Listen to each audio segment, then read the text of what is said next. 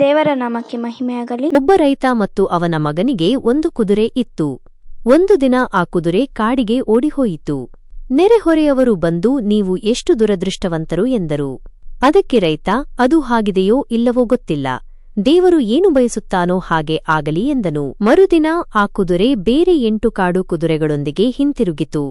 ಆಗ ನೆರೆಹೊರೆಯವರು ಬಂದು, ನೀವು ಎಷ್ಟು ಅದೃಷ್ಟವಂತರು ಎಂದರು.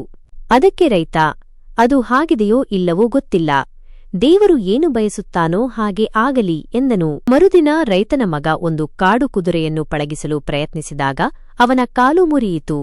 ನೆರೆಹೊರೆಯವರು ಬಂದು, ನೀವು ಎಷ್ಟು ದುರದೃಷ್ಟವಂತರು ಎಂದರು. ಅದಕ್ಕೆ ರೈತ, ಅದು ಹಾಗಿದೆಯೋ ಇಲ್ಲವೋ ಗೊತ್ತಿಲ್ಲ, ದೇವರು ಏನು ಬಯಸುತ್ತಾನೋ ಹಾಗೆ ಆಗಲಿ ಎಂದನು. ಮರುದಿನ ಸೈನ್ಯದವರು ಯುದ್ಧಕ್ಕಾಗಿ ಯುವಕರನ್ನು ಸೇರಿಸಿಕೊಳ್ಳಲು ಗ್ರಾಮಕ್ಕೆ ಬಂದರು. ಅವರು ರೈತನ ಮಗನ ಮುರಿದ ಕಾಲನ್ನು ನೋಡಿ ಅವನನ್ನು ಬಿಟ್ಟು ಹೋದರು. ಆಗ ನೆರೆಹೊರೆಯವರು, ನೀವು ಎಷ್ಟು ಅದೃಷ್ಟವಂತರು ಎಂದರು. ಅದಕ್ಕೆ ರೈತ, ಅದು ಹಾಗಿದೆಯೋ ಇಲ್ಲವೋ ಗೊತ್ತಿಲ್ಲ, ದೇವರು ಏನು ಬಯಸುತ್ತಾನೋ ಹಾಗೆ ಆಗಲಿ ಎಂದು ಹೇಳಿದನು. ಆಮೆನ್.